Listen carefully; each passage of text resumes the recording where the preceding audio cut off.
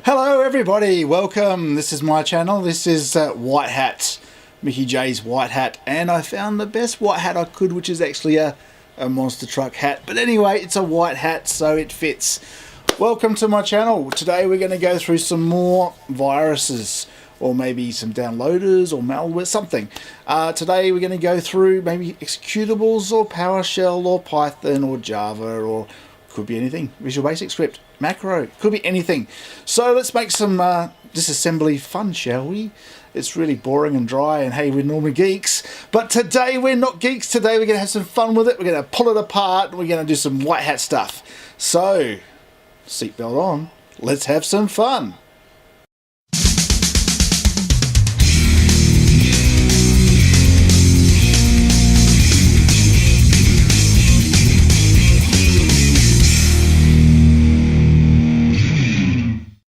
JavaScript!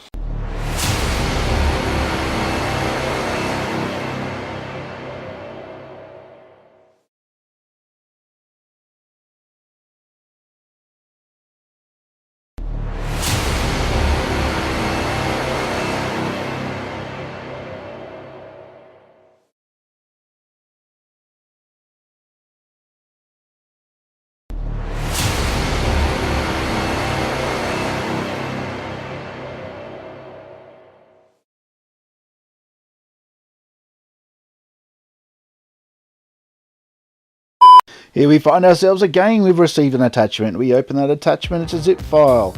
It's come from someone we don't know. It's got a header on it, so let's check out the header. Cut and paste that straight into Notepad. Of course, I've cleaned this up earlier. I can look at the time zone, I can look at the program that sent it, whether it's webmail or Outlook or how it was sent. I can see how it got through the spam filter and if they're faking anything like the email address, reply address. Look the IP address up. Here we go, it comes from Brazil. I don't know anyone in Brazil. I'm not going to accept this email, but many do, many open it, many trust it. So let's open it up, this zip file. Inside it, here's lots of other examples. We have them saved out as MSG files, and here is the payload, the JavaScript. So we're going to open up that JavaScript and have a bit of a play with it. And I've opened it, and as you can see, there's nothing intelligible. What a load of rubbish. I can't read that, it's horrible. And they're all the same. They're all just a load of text that you can hardly read. Right, we're going to have to do something with this text. So let's open it up and edit it another way. First of all, let's use the online JavaScript beautifier. Let's put some makeup on this, hey? Bit of rouge, a bit of makeup. Seriously, let's make it look a little bit easier to read.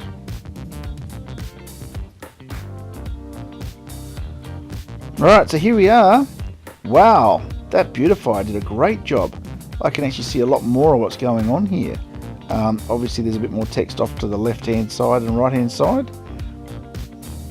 Obviously a bit more text off to the right hand side there, trailing off. However, we do have much better code to work with now. So putting that back into Notepad, it's still pretty gobbledygook, but we're scanning it in the background using VirusTotal. And as we can see, this is the Locky virus. This is the Cryptolocker. On VirusTotal, we can look at comments, we can look at other things it does, other names that the virus comes by. But here we have it in Notepad++. So I'm now going to edit this so I can spit something out meaningful. This first bit of code, don't need that. So I can pull it apart and have a bit of a look. Now, obviously all the pluses is just concatenating text.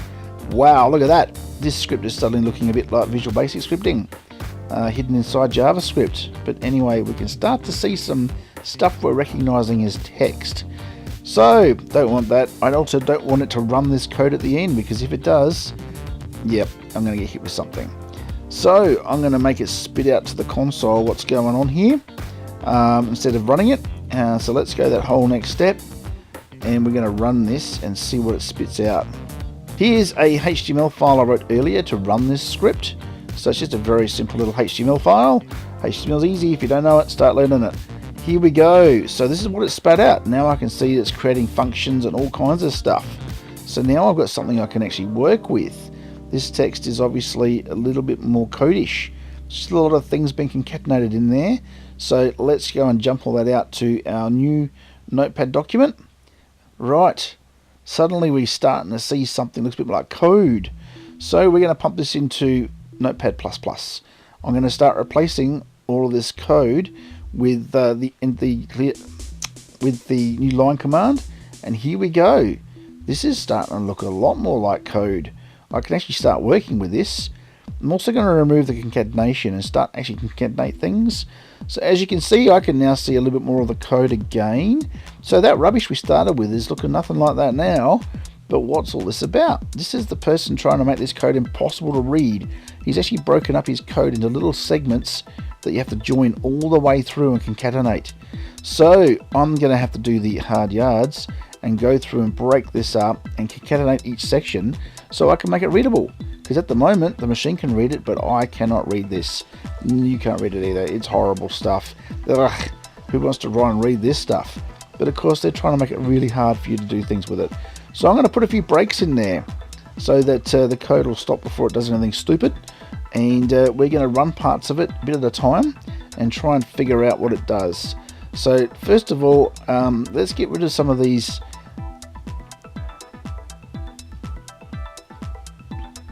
concatenations. Here we go, and that makes it already look so much easier to read. That's all this is about. Breaking down these viruses is about making it easy for you to understand what's going on and really stepping through the code bit by bit, figuring it out bits as you go, concatenating text where you can, replacing things with common sense variables and things like that as you go, until you finally get to work out what the payload is and what it's actually going to do. So here's all this concatenation rubbish going on, obviously trying to make it hard to read. We need to go through now and actually start concatenating this one bit at a time. So we know what each of those things are that need to be concatenated. They're all variables. So we're going to go through and add them all together. Before we do that, I'm just going to run it, and I'm going to run it with F12 in debug mode, as you can see here, so that we can figure out what it's actually doing. Now, if I scroll up, I can see that I've found an error in the code. So I need to go in there and make it a bit simpler to run this without throwing errors. So I'm going to go back into this code now, and the bit that threw the error, I'm going to remove that out, basically for myself, just so that it doesn't cause all these errors. And I'm going to try and run it again. Okay, so back to the standard form. Here we go. This is what it spat out. Now I can see websites. This is websites it's going to go up to using a HTTP GET, and it's going to download an executable. And the executable, of course, is the Cryptolocker. So this is how your ransomware came down. The JavaScript goes up to these websites and pulls it down. Now, Cryptolocker is well known now and shut down, so it's not doing anything anymore. But here we go. We can see all the back-end script that it's trying to run, and we can see everything that's going on. So I'm going to beautify this again and try and make some sense of it. Beautifier really has done not much for me. So again, you go to trial and error and try these things until you can spit out something that's meaningful to yourself. At this point in time, probably not much point in beautifying it any further. We need to go through and actually work out what all this code's about. Now here's another different beautifier. This one actually works a little bit better. This is danstools.com, and it made it look a little bit easier to read. Not a lot, just a little bit, but enough for me to go through and tidy it up. So I'm now going to go through, and all these concatenations and variable substitutions and bits and pieces that are going on from this huge wad of variables listed at the beginning, I'm going to start doing a global replace. So basically we can make this readable. Here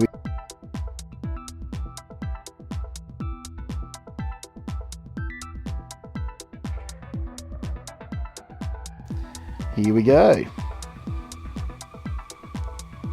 So I'm still just reading through it, making sure before I cut and paste that nothing runs that I can see that's going to be dangerous to me. So at this point in time, here we go. I'm going to now change the variable bk to in. So if I search down through the document and find bk, replaced it with in, and do that with each variable one at a time, I'm going to start building up an idea of what this code is all about. So here we go, we got a bk there. Alright, and we're going to change that.